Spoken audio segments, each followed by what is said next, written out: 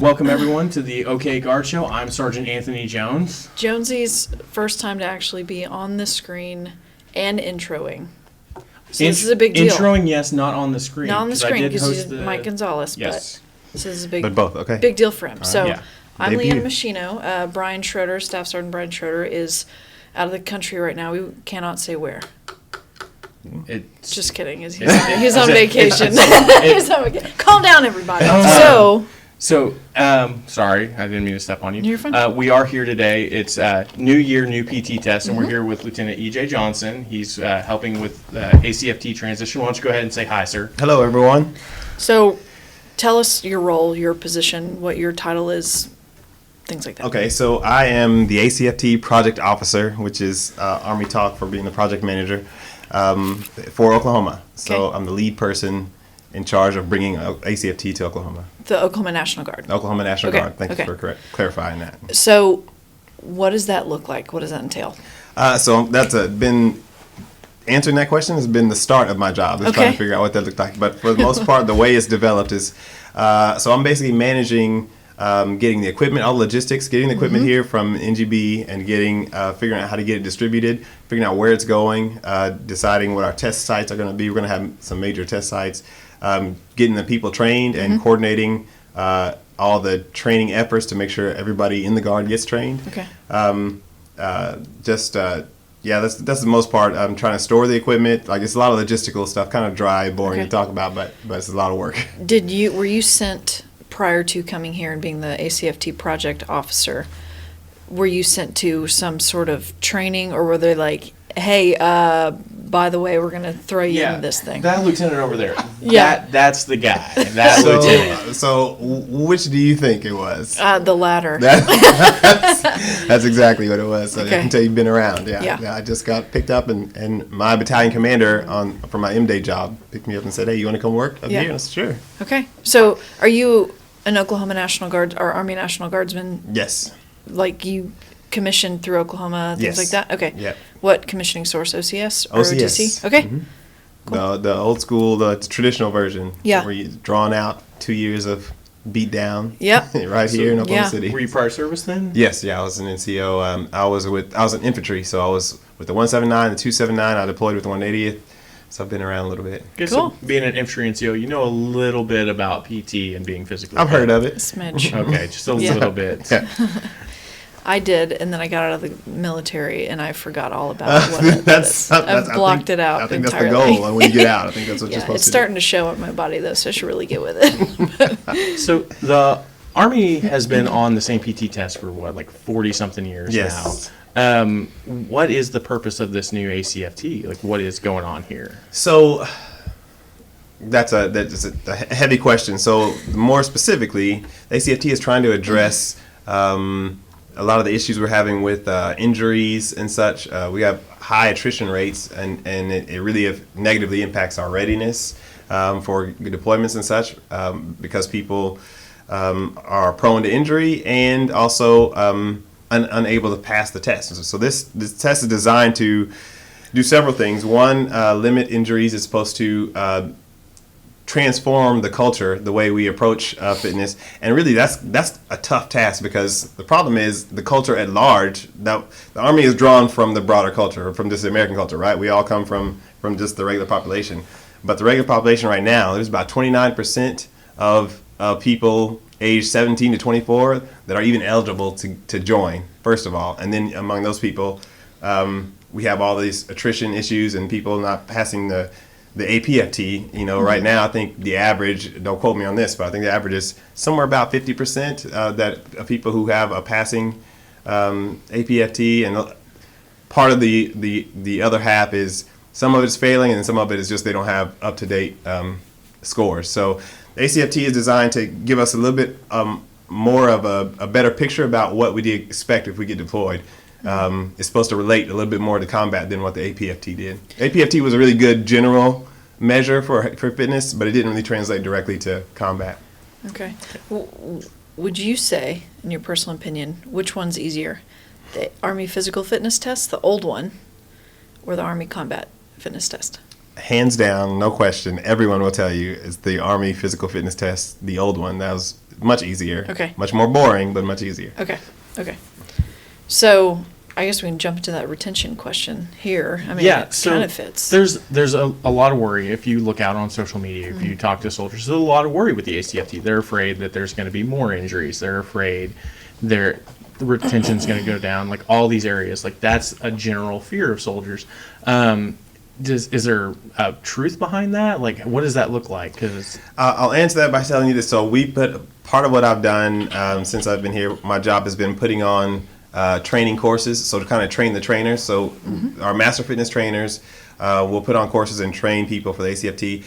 Everyone that comes in to do that are unanimously across the board. The consensus is that everyone who takes it, first thing they have to do in this course is take the test. It's the very first thing they do, and then they learn about it afterwards. And every one of them say the same thing, that it is not nearly as bad as it seemed like. And the reality is, before we joined the Army, before we joined the military, that seemed like a scary thing. Going to basic or something, it's the same way. And then now all of us have gone through it, and so now we talk back on our experience going through basic training or something and laugh and joke about it, because yes, it's tough, but it's not insurmountable. It's just a challenge. And the ACFT it was really not nearly as bad. Anybody who's imagining it, I hate saying that it's tougher than the APFT, because it is tougher, but if you haven't done it and you just hear me say it, you take that, you let your imagination run wild with that, and it's not nearly that bad. It's actually fun to take. It's like me and getting a shot, like the flu Yeah, shot. there you go. Yeah. I know every time afterward, Right, I'm like, yeah, exactly. all right, I did it and I'm okay.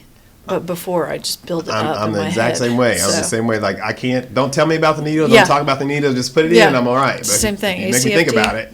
Yeah. Yeah. so with getting shots, sometimes I'm a little sore afterwards. Am I going to be sore after the ACFT? Oh yeah, you're gonna be. I'm gonna be You sore. should be sore Unless- after any PT test if you're doing it to your maximum potential. That's But fair. but this one you will be for sure. Okay, and we'll talk about maybe you have some recommendations of ways that our guardsmen can prepare for it. Yeah.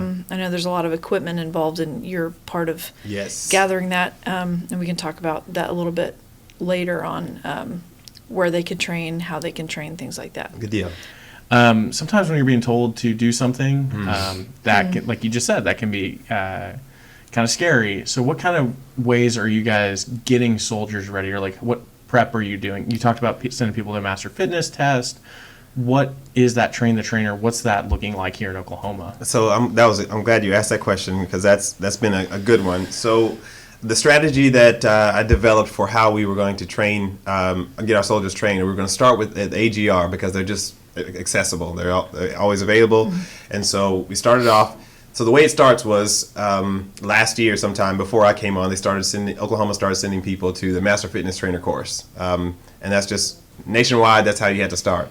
At the time, they were the level 3s. They were called level 3s, and they were the only ones qualified to train level 2s, which are now the OICs and NCOICs for ACFT, and the level 1s, which are the graders.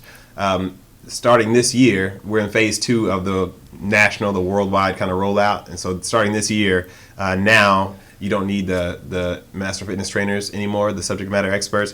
We still require them here in Oklahoma, because we haven't gotten as far as we need to get as far as getting trainers out. We want to maintain the integrity of the test. But the way we do that is we started with the AGR, and we wanted to train enough AGR personnel so that they can go out and train the MDay soldiers, like on the drill weekends. And so that's been our main push. I work in the G3 shop, and so our main push for G3 at the state level has been to get enough people trained out and sent out in the AGR force to kind of propagate that training. And ideally, we're going to maintain a network and be able to keep the connections going, so that we can help kind of also transform the culture. So as people come through, we get to know who they are, we get to get some FaceTime, and then as they go on to train, they can refer back to the master fitness trainers, the subject matter experts, and that way, if they have questions or if they forget something or an issue comes up, we can maintain a network that way and hopefully kind of start building a new culture. What's Oklahoma's timeline on seeing that through fruition? So we are expecting. So the national timeline right now is that all the Army worldwide is supposed to shift to ACFT focus no later than 15th of March. So here in a couple As of months. in, well, Yeah. okay. So that's Oklahoma's Get ready, timeline. people. That's Yeah. right. Okay. So Okay. as well as Oklahoma's timeline. However, the ACFT doesn't become the test of record until October this coming October. Okay. Okay. So the next fiscal year, Correct. technically. October 1, 2020. Okay. Now you said and this is kind of branching off of it, but staying on subject. The trainers, those are now training the MDay. The AGR are training the MDay. Yeah, those are My going ass- on now. My assumption is that will enable kind of thin it out a little bit more, because I know this test takes longer Mm-hmm. than the APFT originally, based on all the lanes and how many graders you have to have, things like that. So Right. I assume teaching the MDay will disperse that a little bit so that people Exactly. can get through more. Exactly. So this test, it's a behemoth. It's a beast when it comes to logistics, and that's the big complaint you're going to hear about it. And it just is what it is. But with the APFT, we can go right now with what we have and go outside and take an APFT. Right. Not the case with the ACFT. It has to be planned in advance. You got to have the right location, the site location, and you got to have all the right equipment, and then you have to have people trained to lay it all out correctly. So that's been kind of a main issue for us is having to make sure that one of the issues is that you have to have one grader for every lane, and every lane can have no more than 4 testers, and if that Okay. makes sense. So that's a lot of people involved in Yeah. conducting this test. Yeah. So for every 4 soldiers, essentially, you got to have a grader, and then you have to have at least one OIC or NCOIC. So we have to make sure there's that many people trained, so that down to the company level, there's at least one grader for every 4 soldiers taking the test. Will, let's say, guardsmen that are down in McAllister, far away, 2.5-hour drive, right? Will they be expected to go to some MACOM, and theirs would be Norman, so that's a pretty far drive for them. Are they expected right now to drive to Norman to be able to utilize that equipment, or is there an expectation that it'll be dispersed at a battalion and company level? Because like you Good question, said, we could right now go outside. It's nice weather out there. It's a little windy, but we could take an APFT right here, right now. But you said there's a lot of equipment. Is there locations here in Oklahoma where equipment's going to be staged, or is it going to be out at every armory? Right, good question. So the strategy is to have central testing sites, first and foremost. That'll be the RTI, that'll be Camp Gruber, that'll be the Norman AFRC, and then potentially Mustang. We're trying to get Mustang in there. So those will be the main sites, and they'll have the bulk of the equipment, and they'll be able to facilitate larger units pushing through and taking the ACFT. However, the plan is to get every installation at least 1 lane's worth of equipment. The main issue with how this works is that whether a lot of the installations don't have the field or the space to actually conduct the ACFT or lay it out. But regardless of whether they do or not, every installation should get at least 1 lane, so at least the soldiers can get hands-on with the equipment, get the use of the feel for it, and then they may have to travel to go take the ACFT. Also, those in West Oklahoma, Fort Sill is out there, and they have the full layout. They have a full layout inside, actually, so people can make use of that as well. So I'm going to backtrack just a little bit because we're talking equipment, and you mentioned lanes. Walk us through what the ACFT looks like, if you can, in order of the events. Actually, we didn't even think to ask that Yeah. up front. What does the ACFT look like? Okay, so here's how it'll go. You'll show up, and you'll be given the instructions, and then you'll be led in the PRT warm up, the preparation drill. So that's about 10 exercises. Okay. After that, everyone will move over to the MDL, is what we call the maximum deadlift station. That's the first event. While you're there, you have 10 minutes to warm up individually. You warm up you choose which weight you think you're going to be able to lift, and you get behind in the line of that weight, and you can go up there, and you're supposed to lift, a small percentage of what you think that is, just a few times, just get some reps in. And then you come back, and you'll get your scorecard, and then there'll be graders there, and they'll tell you when to go. And when you go, you'll do your maximum deadlift. After that, you move over to the standing power throw. You conduct the standing power throw, From there, you'll do the push-ups, the hand release push-ups. After that, you'll do the sprint drag carry. That's what I like to call the great equalizer, because it will tax you in every way. And so when you get done, I think that's the one that people are most afraid of, because it just looks like a smoker. So spoiler alert, it is a smoker, but also you have plenty of time to do it. Like, And also, don't be a smoker if you want to do that. don't be a smoker. We can't It'd be a lot harder. Most soldiers can't be smokers now. They raised that smoking That's age. true. Yeah, That's true. there you go. So after that, so we call it the SDC, the sprint drag carry. That's actually a lot of fun. It makes you feel like it's very athletic. So, Sure. But after that, you go over to the leg tuck, and after the leg tuck, you go to the 2-mile run, which everyone is familiar with. Yep. And that's when the time ends, and hopefully you've finished on time. Yeah. At that point. So does time? Does time start at the very first event and end after the run? Do you have a certain amount of time? Yeah. So for a test to be considered valid, it has to start and stop within a 90-minute interval, within a 90-minute period. So the OIC in charge will be the one helping to facilitate, making sure you go through. Now, I'll tell you that in the several that we've conducted so far, it's been very tough to get to meet that. Now, we usually come in about 92, 93, 94 For the minutes. individual? For the entirety of the test, right? But is that for, say, Leanna and I are both taking a test, but she starts after I do because we're in the same lane. Does that 90 minutes start with me? Do I get my own 90 minutes and she has her own 90 minutes? No. So the way the test happens, everyone does the PRT together, and then from that point on, everything is done in groups. So you'll do the maximum deadlift. There'll be no more than 5 people in a group there, and they'll go through that, and then you move on from one station to the next as a group, and your grader is assigned to the group. Okay. So everyone moves through together. If that makes sense. So it's all very controlled. It's all very structured. Okay. It's not one person going through and somebody following at that. That said, so I say you have 90 minutes, but there's breaks in there because, for example, if you're the first person in your group, say to do the hand release push-ups, you do the hand release push-ups, you're done. You go to the back and you wait for the next 3 up to 3 in your group to finish. So you're getting a little break right there before the next event. And then there are actually scheduled in breaks between, like for the whole group in between events. So you get time to catch your breath. Okay. So for the planners who have soldiers coming in, it's the officers and senior enlisted that are planning their PT test, right? Correct. Are they blocking 90 minutes, or is it safe to cushion? Like, what do you recommend? Ask me that another way. So, I'm not following. I think I got. If a unit's having to come from far away, and they come to the new place, do you plan for the PT test to only take the ACFT to only take 90 minutes, or do you kind of plan extra time in there, left and right of it, in case?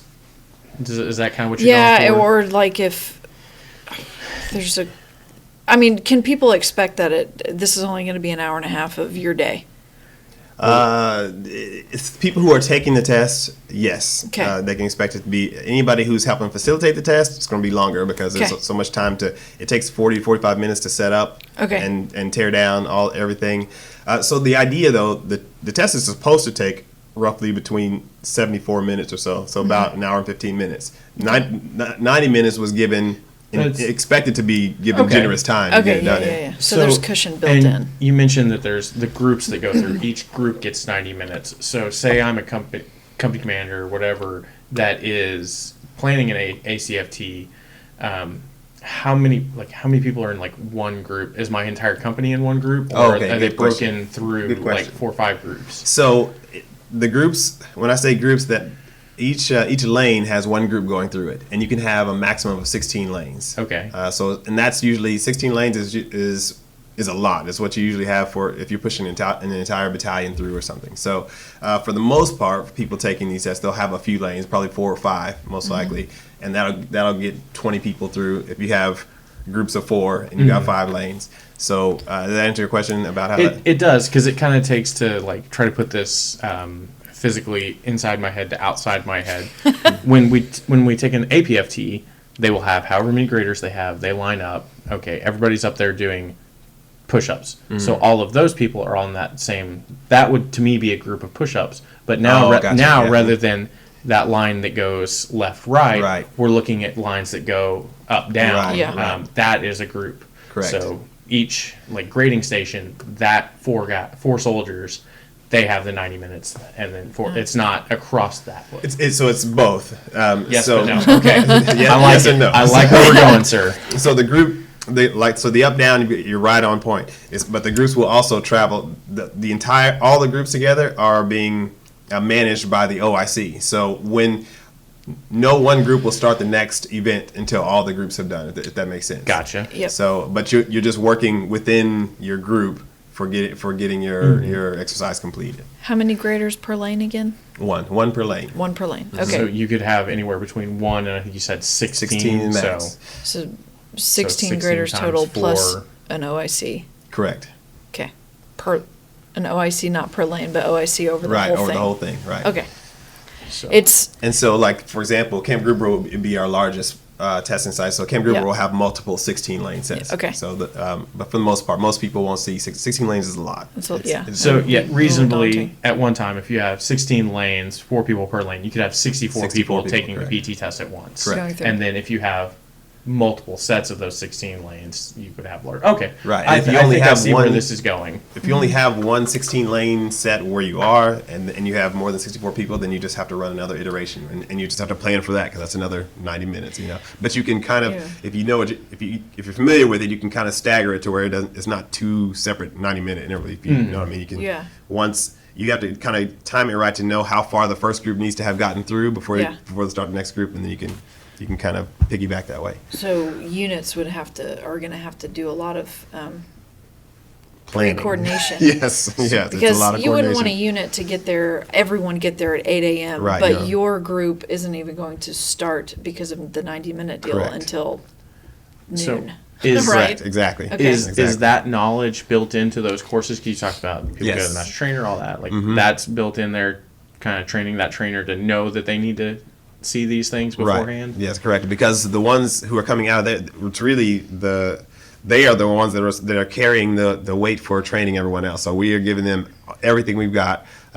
We only have 7 master fitness trainers in the state of Oklahoma. One's MDay, and so we've got five who are like most readily accessible. One's a technician, and so we're trying to take the knowledge out of those 5 people, those 7 people who've gone out and got the training from the national schools, and impart it into our soldiers, and that's our main pathway to get that done is during those courses. Interesting. So- So, go ahead. I think we both sew at the same time. Yeah. So about Let's see if that, our question's the same. are we going to talk about? Nope. I was going to ask. There are people out there. There are soldiers they're good soldiers, but they have permanent profiles. Like they can't do certain things under the APFT.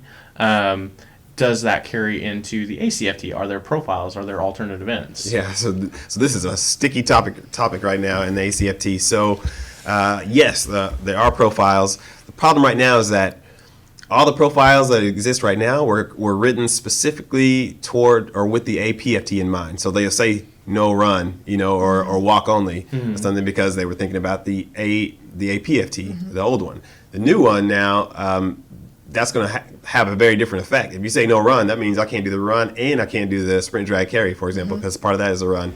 And the way the ACFT is now, there are three events that you have to do, like that you can't have waived, and one of them is a sprint drag carry, for example, and one of them is an aerobic event. So so the profiles have to be, every single profile that's out there has to be redone in the state, and that's thousands and thousands.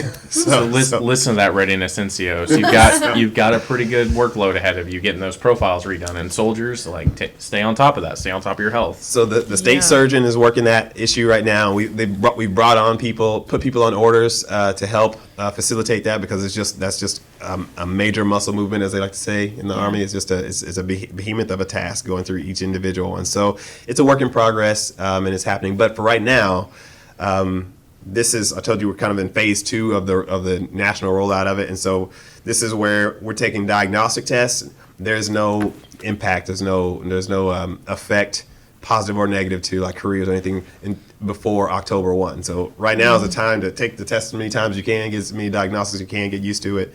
But you have until 1 October 2020 before there's any career impact one way or the other. Okay. We talked about the injury piece, and for the APFT guardsmen, it's every 6 months, but the April one typically is a diagnostic, and then October every fiscal year is when guardsmen are due. Mm-hmm. Will it be the same thing for the ACFT? Exactly the same. Okay. You're right. So the first ACFT diagnostic for everyone across the board in every Reserve, National Guard, and Army, everybody's supposed to take a diagnostic in the third quarter, which is April through June. And that'll be the first, that's the diagnostic. And then, like I said, about that time, all the shift is supposed to go to ACFT anyway. Nobody should be doing an APFT unless they have an outstanding reason to. Okay. So the APFT is going to be fully replaced. Correct. The APFT is no longer going to be after October. I saw a lot of people 2020. tweeting it back in October 2019, like, took my last APFT, looking forward to the ACFTs. Yeah, that's correct. They're spot on. they're spot on. So this is a complete replacement. Once you've taken the diagnostic ACFT, you should never take another APFT again. Okay. One thing I'd like to kind of go back to, because you mentioned it, but we didn't kind of go into it. We went through all the different exercises. You mentioned alternate events. Oh, yeah. What are there? There are alternate events. There What are they? alternate events, correct. Good question. So another popular question I get. There are alternate events for the run. There are aerobic events. One is the swim, one is the bike, and one is the row. So those are the three events you can take. The bike is 15. Oh, I messed this up. It's 15,000 meters. All right. Okay. And then you have the row. Row. That's your boat. 5,000 meters, and then you have the swim, which is 1,000 meters. And right now, they're still working on the grading criteria for that. Okay. But what they do know right now is that each of those events have to be completed within 25 minutes. And I can tell you from those who've already tried it, and just from looking at on paper, I think part of the idea with these was to kind of deter people from using those as an excuse to get out of the run, because a lot of people would do that with the APFT. They just didn't want to run, so they take this. Running sucks. This is going to be running sucks, and so does the rest of these aerobic events. So the bike, for example, you have to bike further in less time than you have to do with okay. I've heard about. Now you talk about the swimming. So does this give us, and us as in the Oklahoma National Guard, the excuse to have an indoor pool built in the metro area? That perhaps people can I use? feel like it ought to. Right?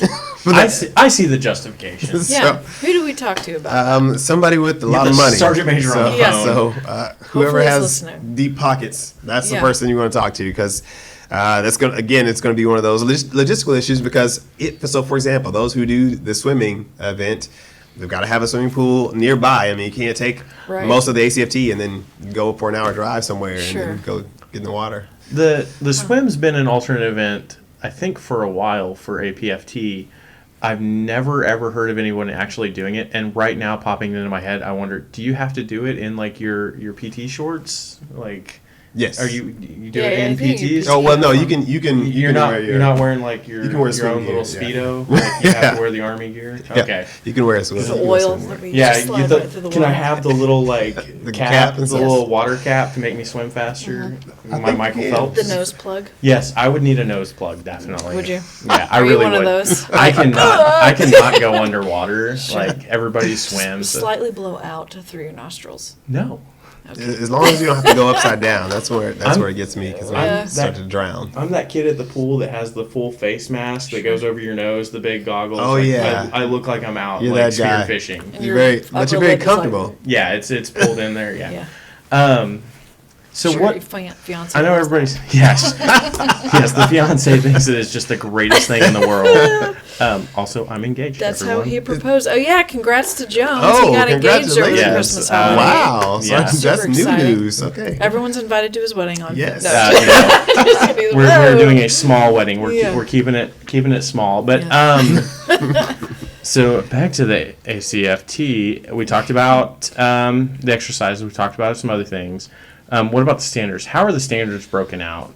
Like, because I know in the past it's been age, it's been gender. Oh yeah. So this is declared to be a gender neutral and age neutral test. So crap. there's a lot of Hey, now, conversation. you can't swear on the OK Guard show. I said crap. Everyone calm down. I'll bleep it so people think. I'm going to be like, get her off the show. She said such a terrible word. I said crap, people. So there's no there's no separate categories like there was for the APFT, where you had females on one scale and males on another scale, and then you had age groups. That's out, and so in that sense, it's gender neutral and age neutral, and that's about the only sense that that's the case. The rest of it, the evidence is clear. There's just older people, and there's a difference between older people and younger people, and there's a difference between the genders. So how would that, for some of them, like the sprint drag carry, you got a guy who's 58 and has been to war a few times, he's the infantryman, his knees hurt, he's hurting, and you got a 18-year-old kid who just got in and played football in high school and is just in crazy shape. I think some of it is broken down by rank structure, isn't it? Like, yes. So that's, I think, the idea there. Okay. So the main premise is that it's broken down by MOS. Okay, so whatever your MOS is will determine the difficulty of the standard that you have to meet. And there's the 3 standards. The easiest way people remember them are gold, silver, and black, or gold, gray, and black. But they're called, gold is moderate, silver is significant, and then black is heavy. So it's the hardest. So naturally, the more taxing your MOS is, say you're an infantry unit, you're going to have the black standard. You got the higher standard. But even with that, really, it's still not. It sounds more frightening than it actually is. Yeah. Okay. So we don't have to go through line by line of MOSs. Good on that one still. I don't know why I'm just paranoid. So we don't have to go line by line on MOSs going, yes, 13 Bravos, you're this. 11 Bravos, you're this. 46 something, you're this. Is there a place where people can go to find their standards? Yeah, so there's a place people can go. There's one place to go to find everything they need to know, everything we're talking about and more on the ACFT. It is Army. It's the actual Army's website, and it's army.mil/ACFT. Okay. Very easy. We'll put that in our show notes for people, and that's it. That's the only Yeah, thing that's we're the whole putting in thing. there. We're actually not even going to publish the podcast. Yeah, we're just going to post the link. We're going to post the link. Surprise! We're gonna have an hour-long audio file that's just you on repeat saying army.mil/ACFT. Yeah. That's all you need to know. Yeah, thanks for watching the OK Guard Show. OK Guard Show. It's a good time. Going down our list, we've talked. I keep repeating myself. We talked about a lot of this already. Yeah. Well, like newly enlisted, I assume soldiers at basic are already doing this? So soldiers coming in starting like this year, starting October 1, everybody going to boot camp, they only see the ACFT. So so the soldiers that are going to start arriving in units are not even going to know what the APFT, I mean, I'm sure they'll know that exists, but they'll have no real experience with it. And so that's the idea, is that, over just a short amount of time, most people, it's just be us older people who remember both, but everyone else will just back only in the know. old days, Yeah, we'll be talking about, we'll be reminiscing about the APFT. I miss those sit-ups. Run, push-ups, and sit-ups. Oh, yeah, all those push-ups. Are they doing both right now, or do you know, in basic? I don't know if I imagine they're getting some familiarity at least with the APFT, but what they're having to, for their record, it's the ACFT. Man, even before October. So this year, so for the rest of us, this is our year to transition. Yep. And for those coming in right now, they're just coming in with it. ACFT. So they won't have to go through a transition. It's like when we switch uniforms, those kids get it like a year ahead of everyone else. When I joined, it was right at the transition when they started doing the PRT. So it was it was right.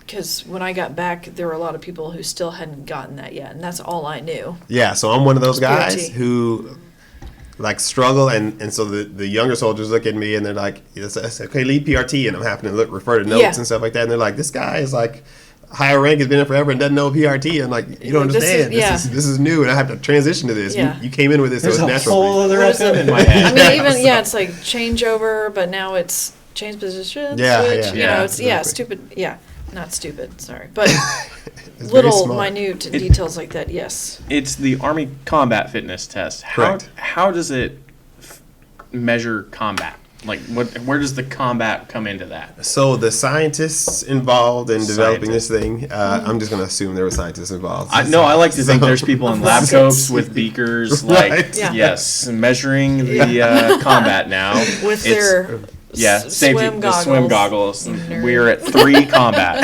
Yeah. So Yeah. they were very intentional about trying to develop a test that was a better gauge and a better predictor of how people would perform in combat.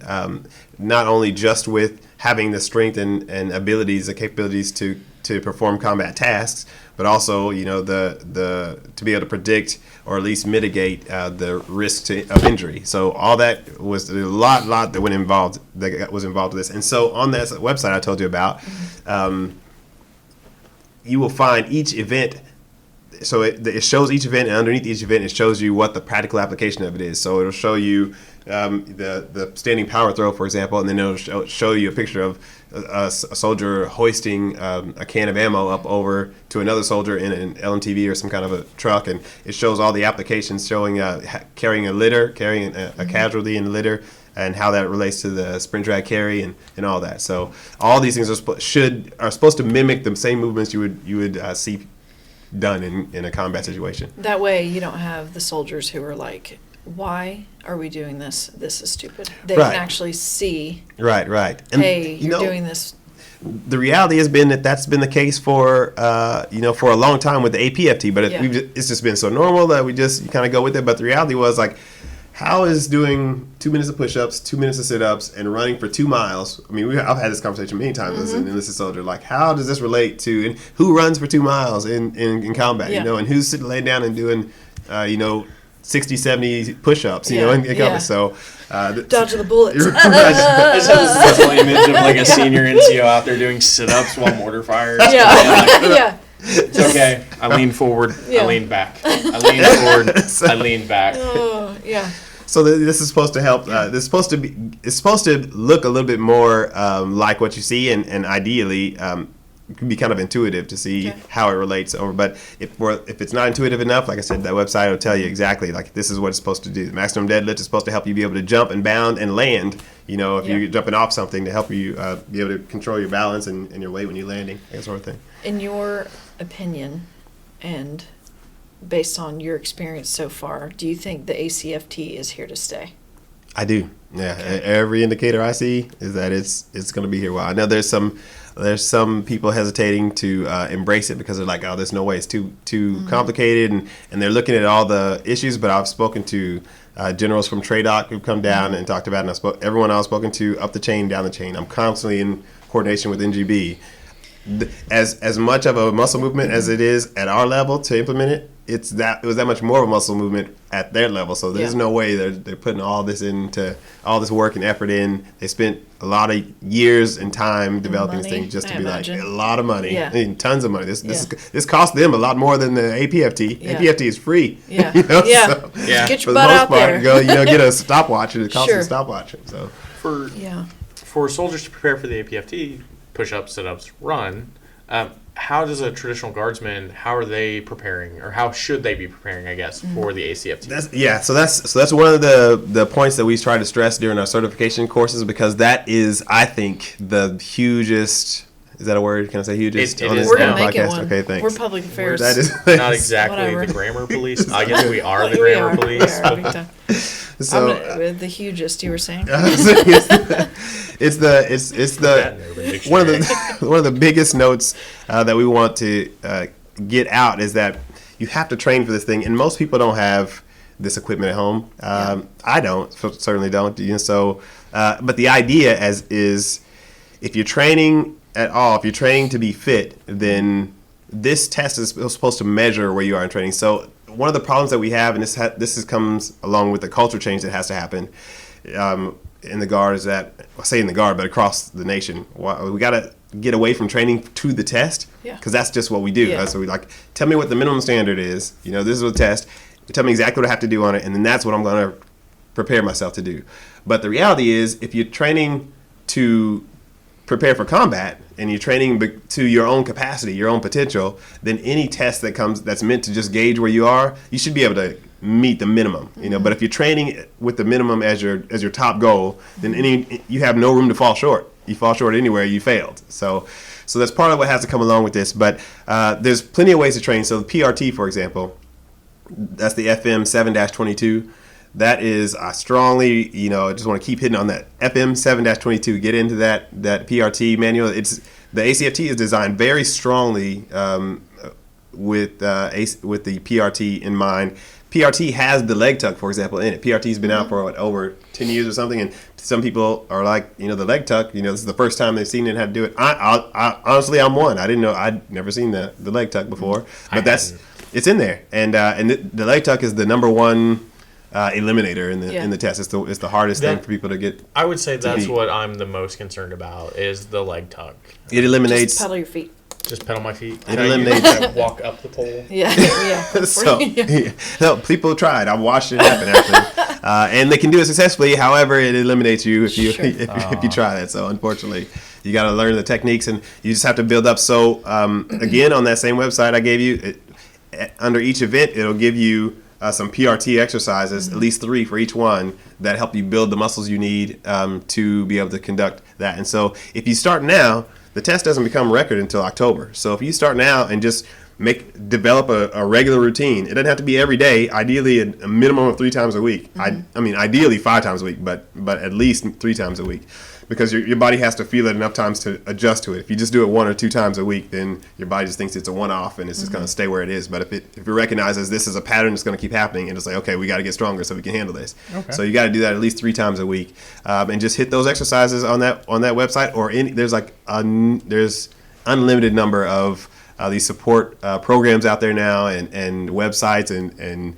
podcasts and YouTubes and everything for trying to help people get prepared for this, because it's a monster of an idea, but it's not really when you put it in practice. It just means you just have to start living healthier, essentially. Sure. Live a fitter, healthier life, and you'll be fine. I'm guessing doing that will prevent injury when you actually do take the ACFT. It's not like you've been Netflix and chilling for 6 months, and then you show up to take this thing and you haven't done anything. I think you broke him. But I mean, you know, like when you show up and you're doing these exercises you have not, and you all of a sudden pull something. You've been celebrating Taco Tuesday every day for the last 365. Yeah. Right.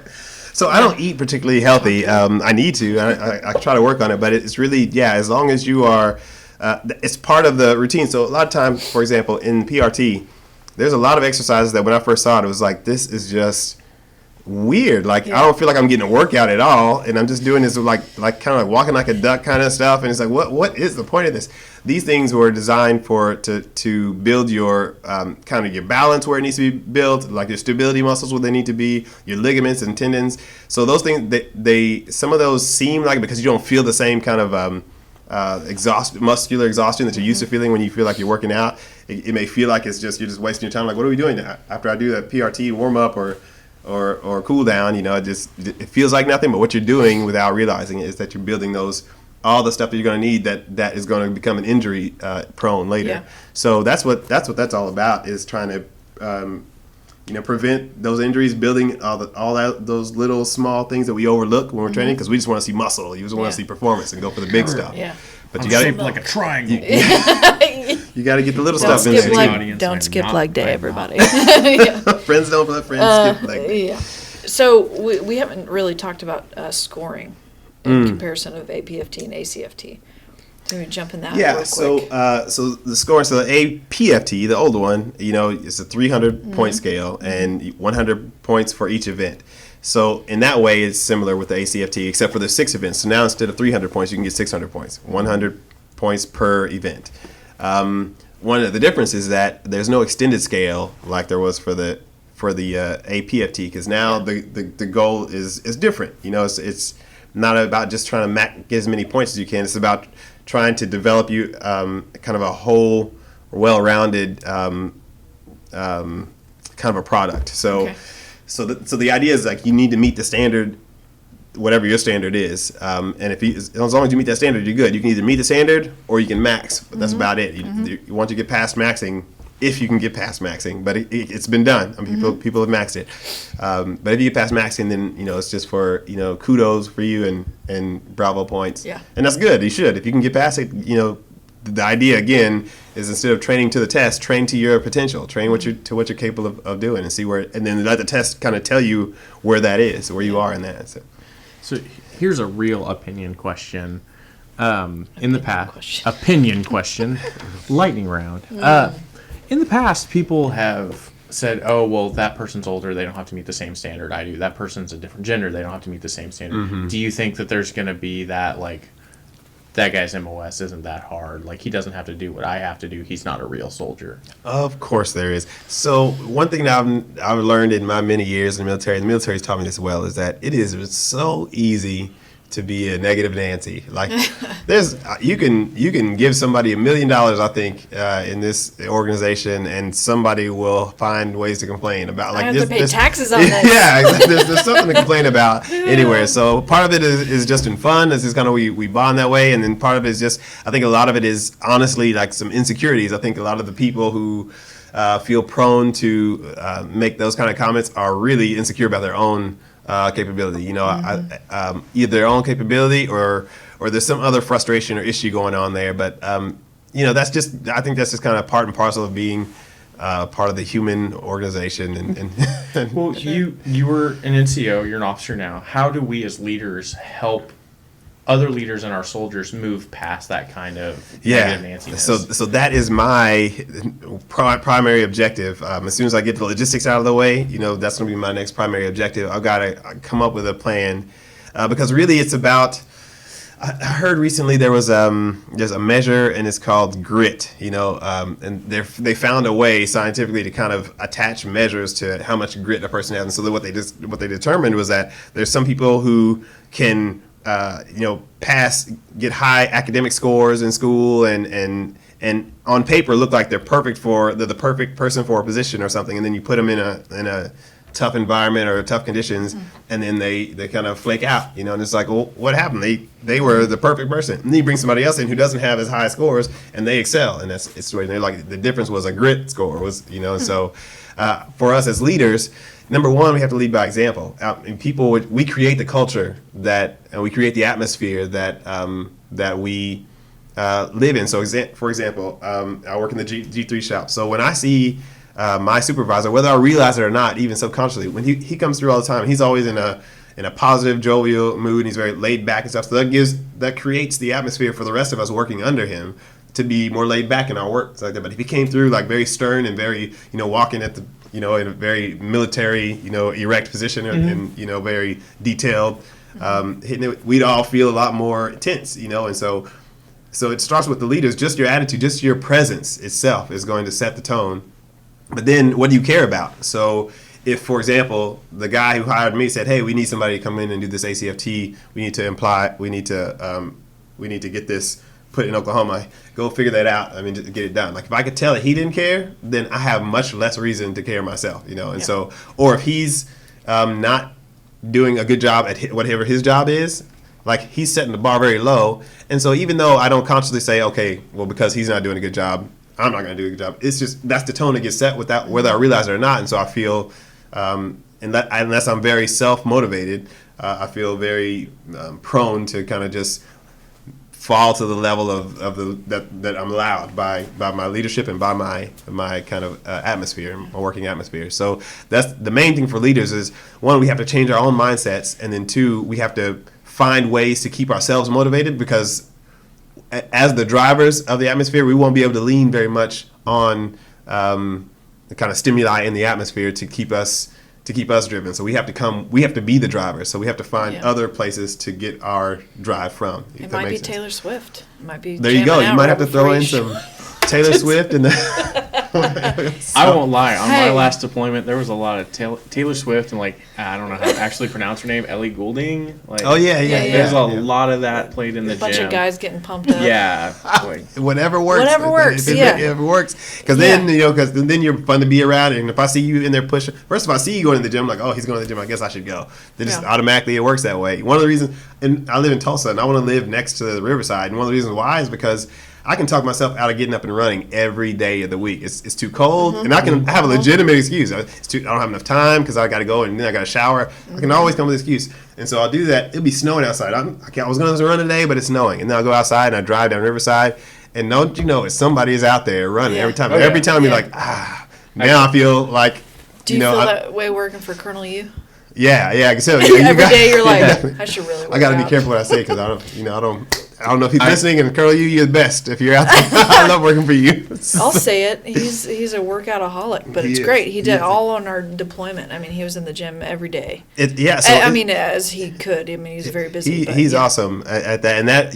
So I work for him, and so when I'm seeing that, I'm just as motivated. Everybody in the G shop is motivated because he sets that tone, like I was talking about. Yeah. So leaders they'll set the tone to kind of try to fight that stigma of not the same standard, not the same soldier. Right, exactly. Right, yeah. And here's the thing, this is a one-shot opportunity we have. Like, how often does the Army overhaul its entire PT program? Mm-hmm. Like, rarely ever. Probably once in a lifetime at most.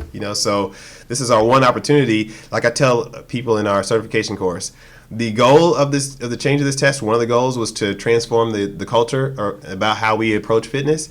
But a test is not going to do that. They can change a test as many times as they want to. That's a people issue. So the test, them changing the test, just gives us the opportunity to. So we're either going to get it or we're not. And so it's like I'm trying to really make sure we press in, and we're going to create some networks and such to keep that are hopefully enduring and keep everybody motivated that way, because it's all going to be about changing our mindset and the way we approach it. And we're all guilty of it. So if you think that you're not guilty of it, then you're already on the wrong track. You're already going to probably become part of the problem. You got to recognize that all of us are guilty of it because it's part of all of our culture here. We all part of it, and so it happens to us here and there. We all got to be able to look at ourselves, figure out where we're contributing to that, and then change it, intentionally. That's awesome. I'm looking at the rest of it, and we've talked about where do we stand currently, when will guardsmen start being affected as far as promotion points and things, and it sounds like it would be October of this year, correct, which is 2020. As it is right now, we've met 76% of our goal for training the trainers at the G3 level, at the state level, and then it'll be on them to train everyone else, and then we will monitor, and they should be reporting back to us how many people are getting trained, and so we'll monitor, and then if we need to can add another course on to help out or something, we'll do that too. But we're well on our way right now. We're right where we need to be. Yeah, cool. I do have one last all the way back to the logistics of how the PT test or the ACFT looks when you get there and you're standing there in front of it. You mentioned that there are going to be different weights for the standing deadlift. Mm-hmm. Maximum deadlift. Max deadlift. Mm-hmm. How are those set up? Is there a weight for 140, a weight for whatever? Are there weights in between that? No. So what will happen is you'll get two opportunities. You get two attempts, right? So they start off set up as the gold, the silver, and the black standards. Okay. You go up there and you lift, and you're like, I can lift more than that. Then your second attempt, you just tell them, I want to add weight. And you'll have a grader there with you, and the grader will add the weight for you while you kind of rest, and then you can try again that way. Okay. And whichever one, as long as you're able to do 3 reps, you got to do 3 reps, and they all got to be proper form. And whichever one, the highest weight that you can do with 3 reps at proper form, that's what you'll get recorded for. Okay. Yeah, I saw that when we went and did the National Guard Best Warrior competition this summer. They did a modified ACFT where it wasn't this ACFT. It was kind of its own little special twist. And those soldiers were just like the give me more weight, give me more weight. And right. They just kept loading on and loading on. I didn't know how that would look with the actual ACFT. So similar but not. Right. Which doesn't translate well on the audio waves. Right. So if you're, you need to pass silver or the gray standard, right? Do you recommend people go, because if there's no extended scale, but they can say, I could do way more weight, is that just showing off at that point? Yeah, so that's a really great, I'm really glad you brought that up, because that's something that I think needs to be expressed, is that people should understand that this test, part of this test is you learning to manage your body. You have to learn what you can do. So whereas the APFT was just go out, all you can, do whatever you can, this test is designed such that you'll have to figure out what your own body's limitations are. So some people will be the kind of specimen that can go all out on every single event and and they'll be fine. They'll be smoked at the end, but they will have done well. But for the most of us, we've got to figure out how one thing affects the other, because it's basically like a circuit. It's like a circuit workout that you're doing. And so it's designed for you to have very limited time in between each exercise so that you can't catch all your breath. You can catch enough to start the next one.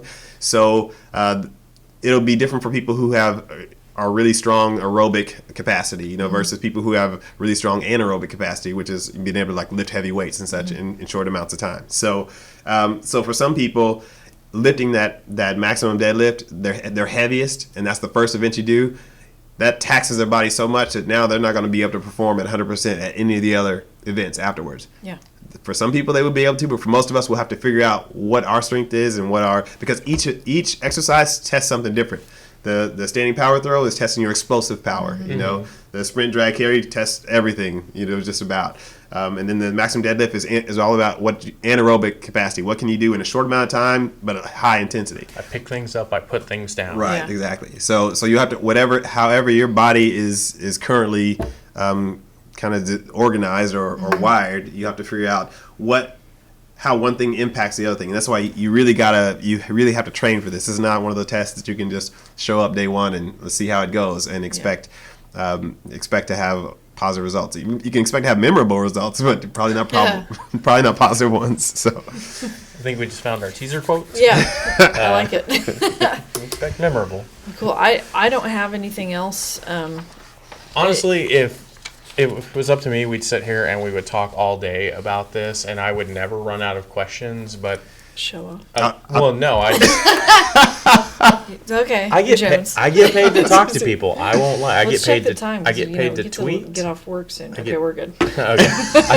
I get paid to tweet. I get paid to talk to people. Like, those are the things I do. Yeah. And I really, I think I could probably just sit here with questions all day about, okay, how do you do the standing power throw? Like, what's your secret? But I think our listeners probably are like, hey, it's lunchtime. Drive time's My over, drive's- Sergeant Jones. yeah. Well, Pulled up to the- you'd be surprised. So I've had to give briefs to all kind of echelons on this thing, and every single time I've given a brief, I mean, the questions come. It's like my question. I've left 2 minutes for questions, and then next thing you know, 20 minutes later, Yeah. there was somebody's happened to cut it off. All right, we're stopping.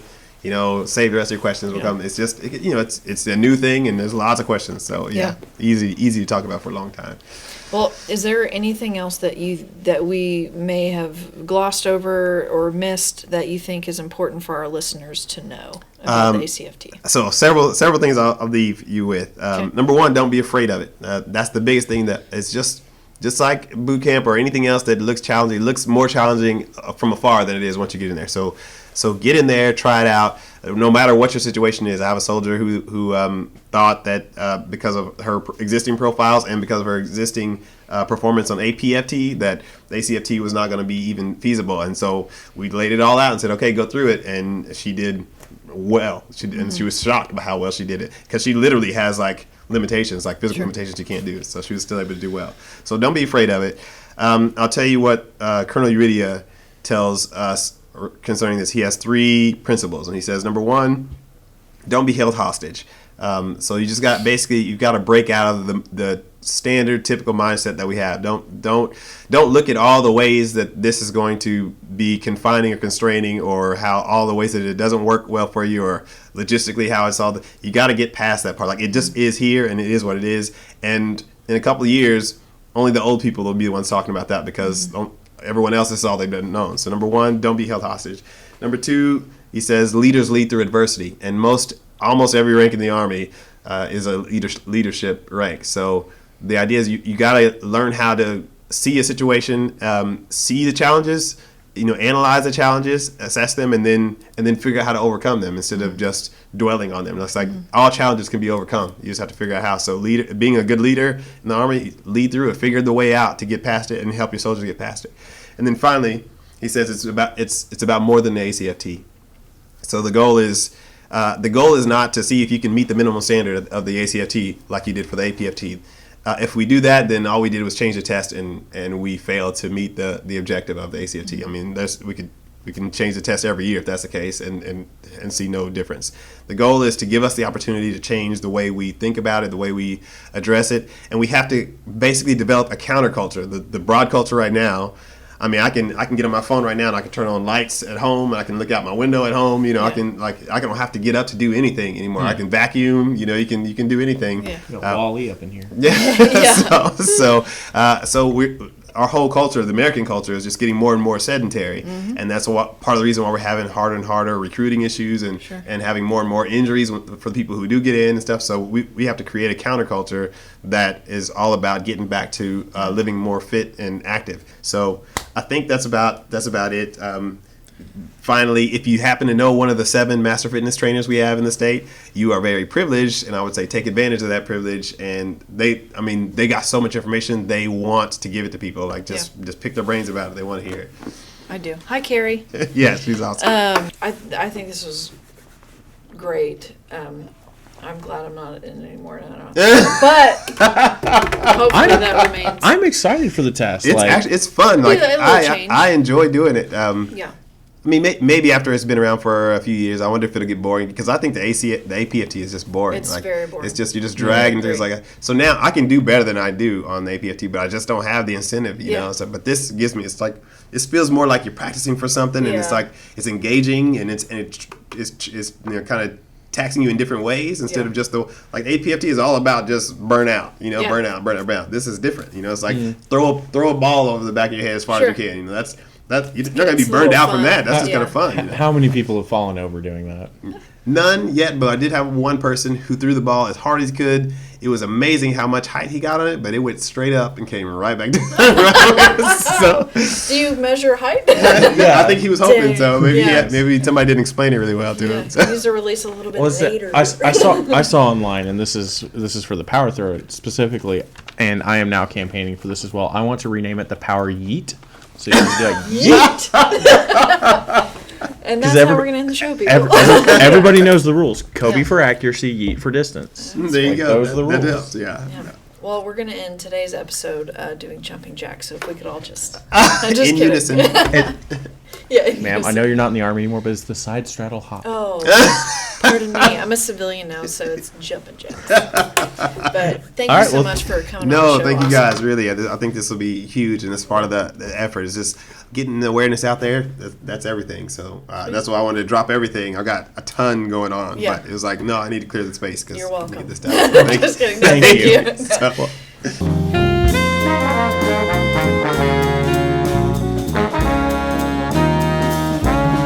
The OK Guard Show is produced by the Oklahoma National Guard Public Affairs Office. Any mention of products or brands does not imply endorsement. All guests on the show are volunteers in an effort to inform and educate members of the Oklahoma National Guard, their families, retirees, potential recruits, and the community.